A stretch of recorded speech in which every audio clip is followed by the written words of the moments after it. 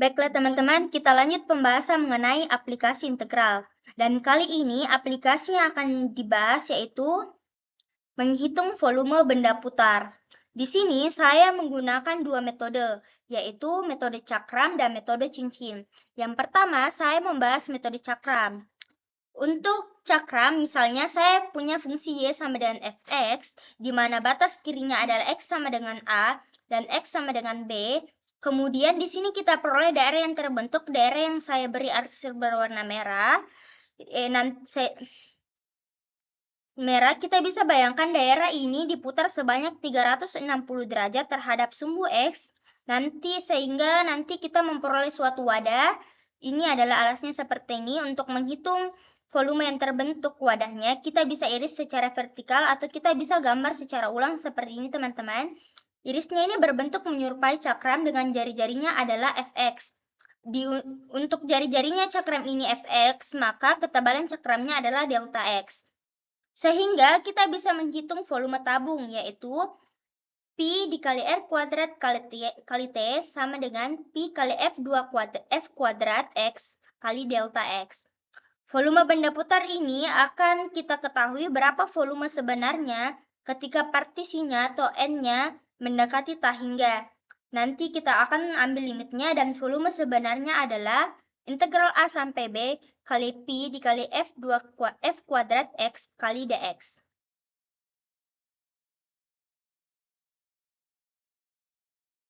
Baiklah teman-teman, di sini saya masuk kepada metode kedua, yaitu menggunakan metode cincin. Untuk menghitung volume benda putar ya dengan metode cincin, di sini saya memiliki kurva Y1 sama dengan Fx dan Y2 sama Gx. Kemudian juga kurva yang kedua itu di mana X sama dengan A dan X sama dengan B. Sehingga daerahnya adalah daerah yang diberi arsiran berwarna merah. Kemudian daerah ini saya ingin putar 360 derajat terhadap sumbu X, maka sketsa gambarnya seperti ini teman-teman. Kurang lebih benda putar ini yang dihasilkan nanti akan berbentuk seperti ini. Bentuknya ini wadah, seperti wadah, tapi untuk bagian tengahnya ada daerah yang kosong. Untuk menghitung volume, kita bisa mengambil irisan secara vertikal seperti ini, di mana irisannya ini berbentuk seperti cincin dengan ketebalan adalah delta X. Dengan jari-jarinya adalah selisih antara fungsi Fx dan G. Untuk menghitung volume tabung dengan ketebalan delta X, untuk tabung ini berbentuk seperti cincin ini, kita hitung volumenya yaitu pertama-tama kita menghitung volume tabung yang ada di luar. Kemudian nanti dikurang dengan volume tabung yang ada di dalamnya atau yang ada pada bagian kosong tadi. Sehingga untuk volumenya adalah volume 1 ditambah volume 2. Rumusnya adalah Pi R1 kuadrat dikali T dikurang Pi R2 kuadrat kali T. Kita keluarkan Pi-nya dan tingginya untuk R1 atau jari-jarinya yang pertama itu Fx, kemudian kita kuadratkan, kurangi R2 yaitu Gx, kita kuadratkan juga, sementara untuk T-nya bisa kita ganti dengan delta X, sehingga untuk banyaknya partisi mendekati tak hingga, yaitu N menuju tak hingga, kita dapat mengambil kesimpulan bahwa volume benda putar yang dihasilkan adalah integral A sampai dengan B dari F1 dikalikan Fx kuadrat dikurangi Gx kuadrat diintegralkan terhadap X.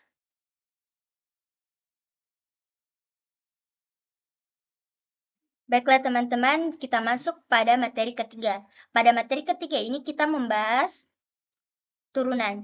Sebelum kita membahas lebih lanjut, kita harus mengetahui apa itu turunan. Turunan merupakan cabang dari ilmu kalkulus. Turunan didefinisikan sebagai suatu perhitungan terhadap perubahan nilai fungsi. Karena perubahan pada variabelnya, turunan disebut juga dengan diferensial. Proses dalam menentukan turunan suatu fungsi disebut sebagai diferensiasi.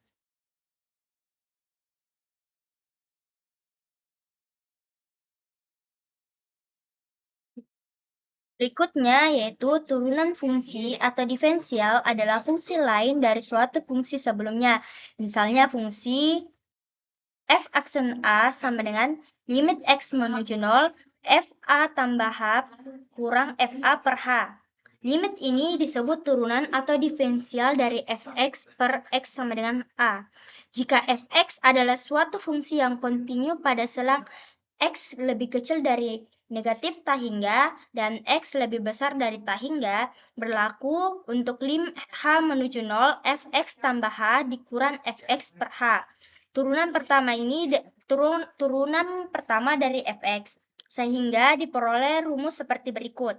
F aksen x sama dengan lim h menuju 0 fx tambah h dikurang fx per h. Jika nilai limitnya ada, fungsi f dikatakan diferensiabel di x, dan f aksen x disebut fungsi turunan dari f. Turunan dari y sama dengan fx seringkali ditulis dari y sama dengan f aksen x. Notasi dari y sama dengan f aksen x juga dapat ditulis di dy per dx sama dengan dfx per dx. Baiklah teman-teman, kita lanjut dengan pembahasan soal.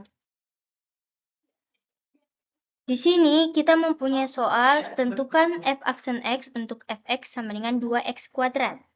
Untuk menyelesaikan ini, kita disuruh untuk mencari f aksen x atau turunan pertama. Dengan rumus tadinya itu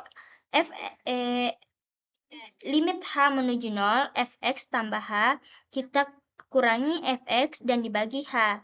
Limit h menuju 0, fx tambah h artinya kita mengganti nilai x di sini dengan x tambah h.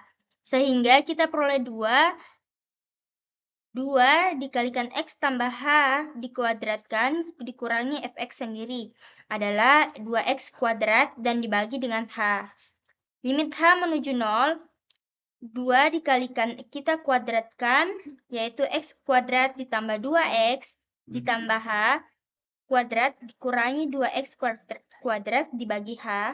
Kemudian nantinya 2x kuadrat ini akan habis, jadi kita disubstitusikan ke dalam, kemudian 2x kuadrat habis sehingga sisanya adalah limit h menuju 0 untuk 4x.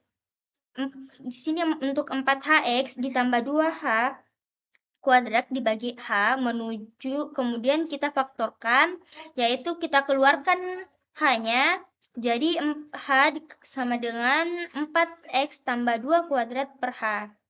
Sehingga hanya habis untuk nilai limitnya, substitusinya nilai h sama dengan 0, jadi kita dapat hasilnya adalah 4x.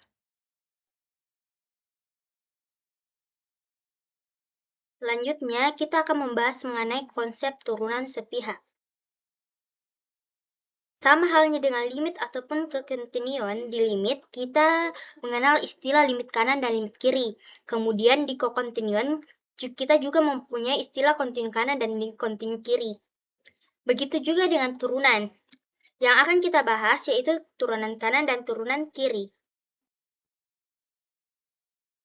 Sebelum itu, kita membahas kembali definisi turunan. Di sini, teman-teman bisa lihat definisi turunan yaitu f aksen A sama dengan limit x menuju 0, fa tambah h dikurang fa per h. Nilai f aksen A di x sama dengan a yaitu, misalnya x sama dengan a tambah h sama dengan x kurang a. Karena h sama dengan 0, maka x kurang a sama dengan 0, sehingga x sama dengan a. Jadi itu hasilnya f aksen A sama dengan limit h menuju 0, fa tambah h dikurang fa per h. Atau bisa juga f aksen A sama dengan limit x menuju a, fx dikurang fa per xa.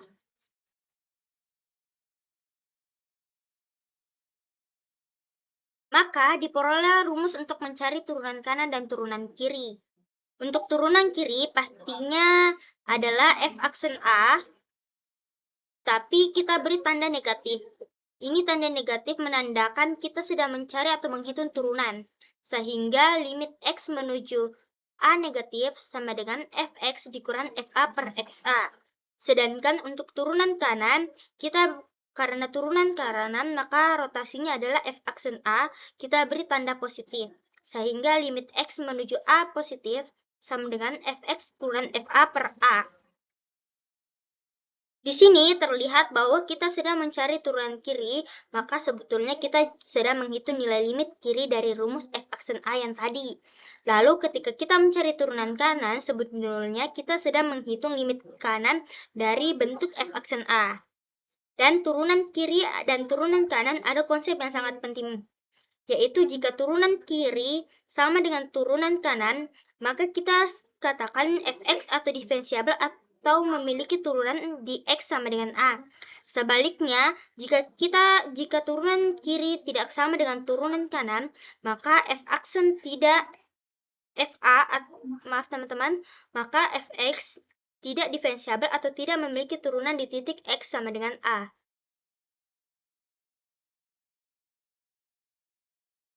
Selanjutnya kita bahas contoh soal. Contoh soal, di sini kita diberikan fungsi yang sifatnya visualis atau fungsi banyak aturan di mana titik sambungnya terletak di X sama dengan 1. Kemudian kita diminta memeriksa apakah F diferensiabel di X sama dengan 1. Jadi, untuk menyelesaikan soal seperti ini, kita mencari nilai turunan kanan dan nilai turunan kirinya. Kemudian kita periksa apakah nilai keduanya sama atau tidak. Jangan lupa kita lihat rumusnya, yaitu f aksen A sama dengan limit X menuju A, fx dikurang fa per xa. Jadi, kita terlebih dahulu mencari nilai turunan kirinya.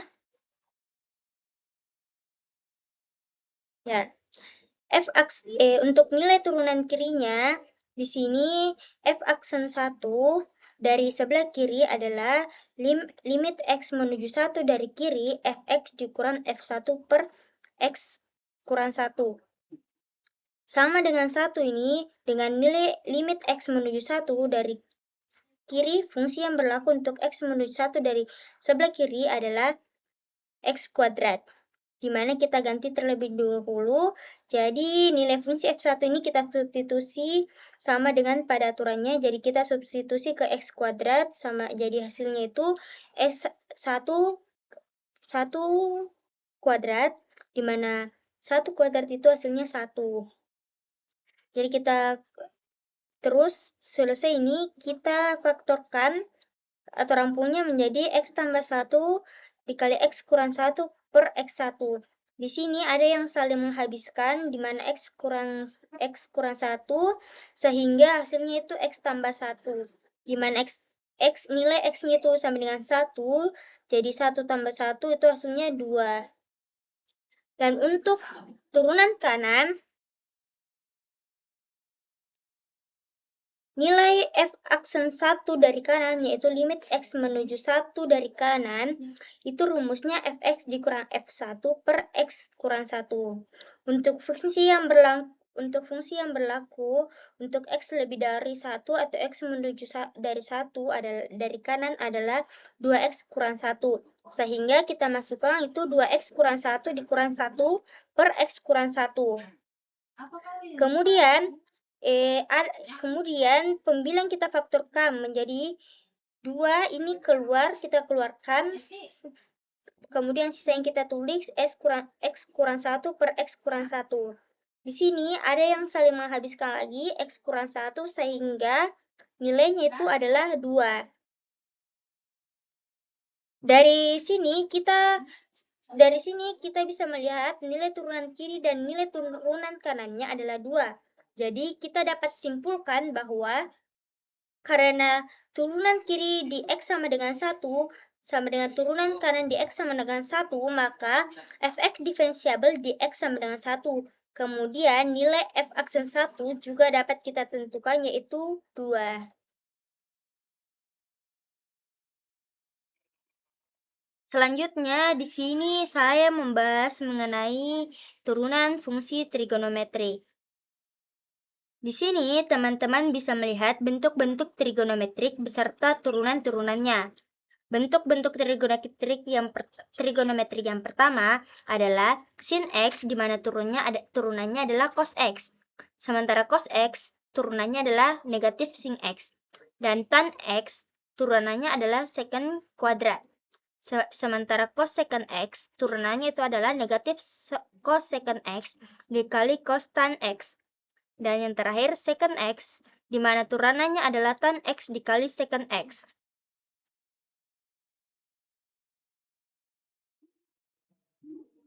Baiklah teman-teman, kita masuk pada materi keempat atau materi terakhir, yaitu mengenai aplikasi turunan. Aplikasi turunan fungsi biasanya digunakan untuk memecahkan permasalahan interval fungsi naik atau turun, nilai maksimum atau minimum fungsi, serta kecepatan dan percepatan.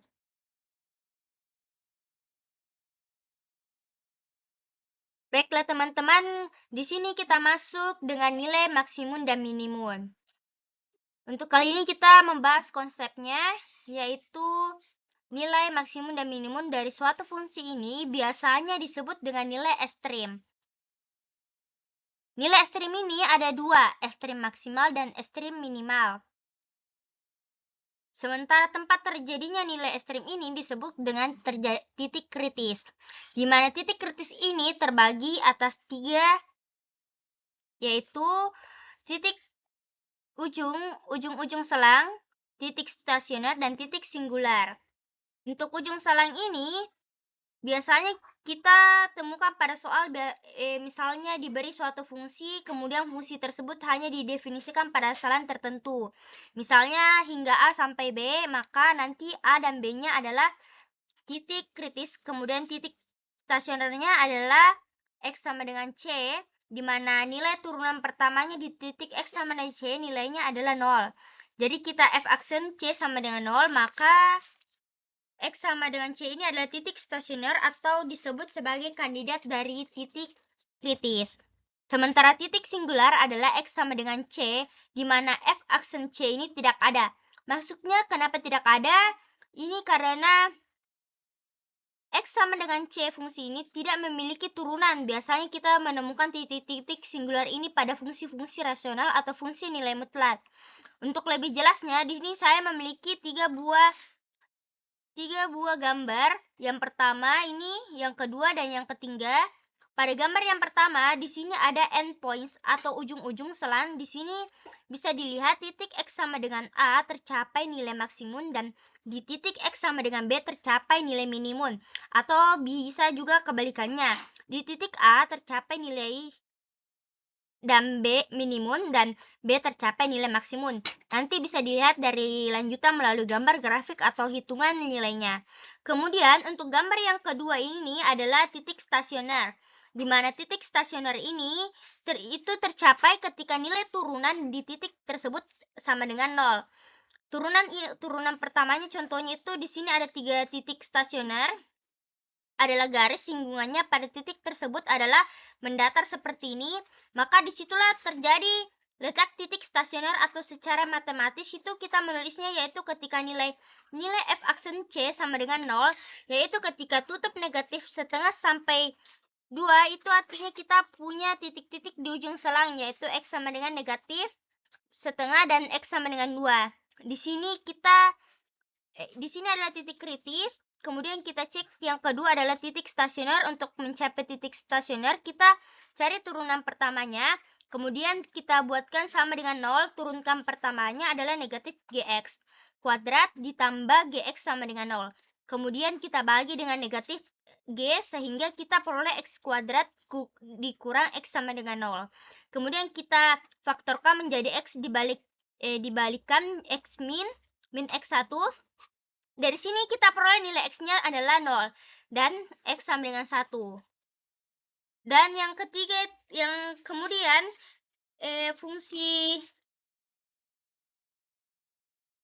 kemudian pada gambar yang ketiga adalah titik singular atau biasanya disebut titik singulir, yaitu titik di mana nilai turunan di titik ini tersebut tidak ada.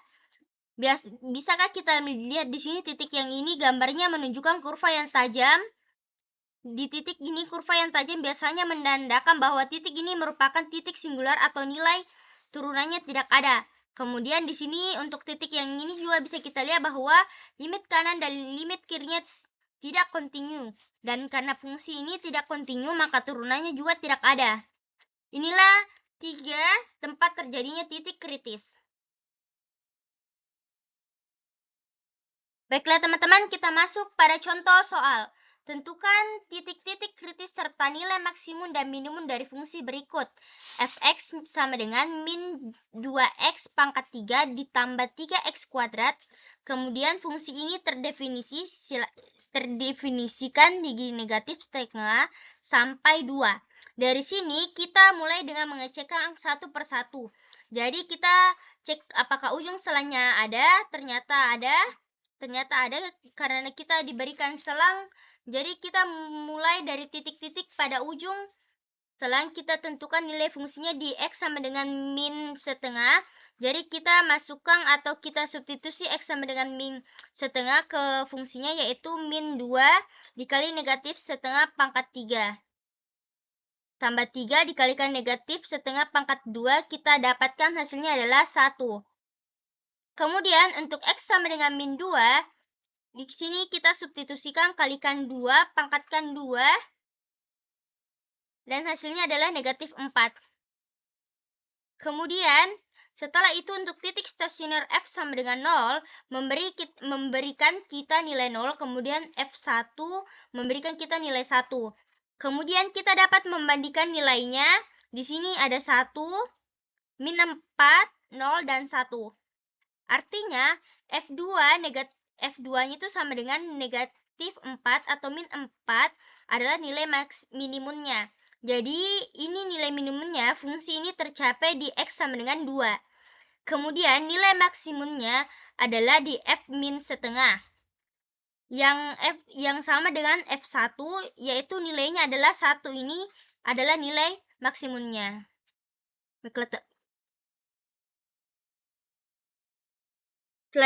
Selanjutnya, kita membahas tentang aplikasi turunan kemotongan. Jadi, konsep yang harus dipahami pada materi ini adalah yang pertama, jika f aksen lebih dari 0, f dari 0, maka artinya nilai turun pertama positif untuk setiap x anggota selang A sampai B. Maka f monoton naik pada selang AB. Kemudian yang kedua adalah lawannya, jika f aksen kurang dari 0 atau di sini nilai turunan pertamanya itu bernilai negatif untuk setiap x anggota, maka AB akan turun untuk memberi bayangan mengenal suatu fungsi yang monoton naik dan monoton turun. Kita bisa lihat di sini, saya berikan gambarnya. Ada selang A sampai dengan B, kemudian jika B lebih dari A, maka nilai FB juga lebih dari nilai FA. Ini adalah contoh fungsi yang monoton naik ke atas. Sementara untuk fungsi yang monoton turun pada selang AB, misalnya seperti ini contoh yang monoton turun. Contoh lain di sini, misalnya saya punya parabola didefinisikan dari limit hingga sampai tak hingga, kemudian mencapai nilai maksimumnya di X sama dengan C. Semakin besar nilai X-nya, sehingga X-nya sampai dengan X sama dengan C. Di sini kurvanya menurun, jadi inilah yang kita katakan monoton turun. Kemudian untuk X lebih dari C, semakin ke kanan kurva ini terus naik, ini adalah monoton naik. Jadi untuk gambar yang ketiga ini, di selang limit tak hingga sampai dengan F monoton turun, kemudian DC sampai dengan positif tak hingga, F-nya monoton naik.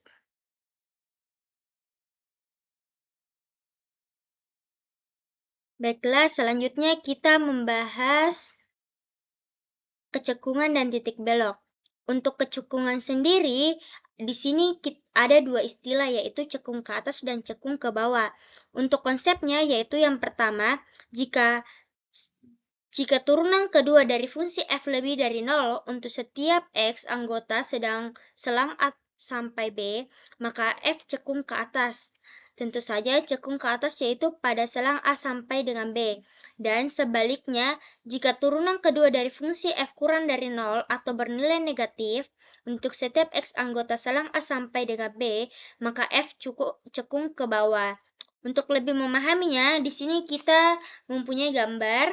Ini kurva atau grafik atau fungsi yang cekung ke atas, sementara yang ini untuk cekung ke bawah. Misalnya kita punya contoh lain juga seperti ini, misalnya kurva atau seperti kurva ini adalah nilai minimum, kemudian di sini ada nilai maksimum.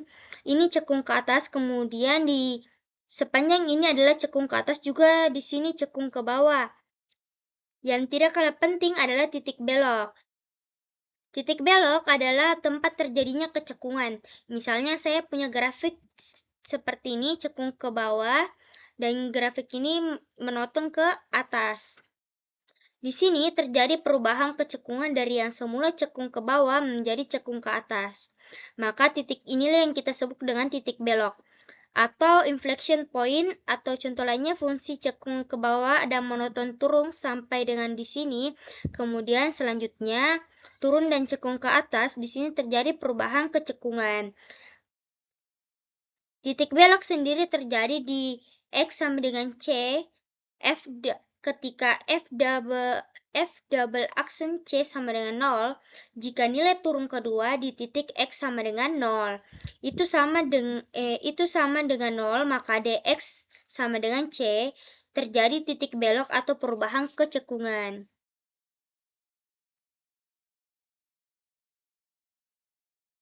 Sebelumnya, saya sudah bahas bagaimana cara menentukan maksimum dan minimum atau titik kritis, tapi di situ hanya mencari kandidat atau titik-titik kritisnya saja, tanpa kita menentukan mana yang menjadi nilai maksimum dan minimum. Sementara untuk meyakinkan yang mana menjadi maksimum dan minimum, di sini kita memerlukan yang namanya uji turunan pertama, di mana uji turunan pertama, jika f aksen C mengalami perubahan positif menjadi negatif, maka fc-nya adalah lokal maksimum. Jika f aksen C mengalami perubahan negatif menjadi positif, maka fc-nya adalah lokal minimum. Sementara untuk uji yang keduanya itu, jika f double aksen C lebih kecil, maka fc adalah minimum lokal. Jika f double aksen C lebih besar, maka fc adalah maksimum lokal. Di sini saya mempunyai gambarnya, di mana ketika kita melakukan uji titik terhadap turunan pertama, kita dapat untuk menentukan daerah lebih dari B, tanda positif, kemudian negatif, positif, di sini positif, negatif, dan positif. Kemudian jika turunan pertama nilainya kurang dari 0 atau negatif, maka nanti grafik fungsinya akan monoton turun. Misalnya kita bisa menebak-nebak atau mengira-ngira. Jadi ini ada perubahan tanda dari yang semula positif, F aksennya lebih dari 0. Kemudian untuk yang ini turunan pertamanya atau F aksennya kurang dari 0. Jadi setelah grafiknya naik, kemudian di titik A grafiknya turun, di sini tercapailah yang namanya nilai maksimum. Kemudian sebaliknya untuk di titik B di sini sebelumnya grafiknya turun, kemudian naik, artinya di sini ia mencapai nilai minimumnya. Baiklah teman-teman, akhirnya kita masuk ke dalam kesimpulan. Dari materi yang saya sudah jelaskan, kita dapat menarik kesimpulan dari bahwa kedua materi integral dan turunan ini saling terkait dan merupakan operasi yang berlawanan satu sama lain. Turunan menghitung laju perubahan suatu fungsi, sedangkan integral menghitung luas dari bawah kurva fungsi tersebut. Dalam matematika, turunan digunakan untuk menemukan gradien atau kecepatan perubahan suatu fungsi pada suatu titik. Turunan juga dapat digunakan untuk menemukan titik esterum, titik infleksi, dan kecepatan perubahan suatu fungsi pada suatu interval. Sementara itu, integral digunakan untuk menghitung luas di bawah kurva fungsi. Integral juga dapat digunakan untuk menghitung panjang lekung, volume benda 3 dimensi, dan banyak aplikasi lainnya dalam fisika, ekonomi, dan ilmu lainnya. Baiklah, sekian dari saya. Wassalamualaikum warahmatullahi wabarakatuh.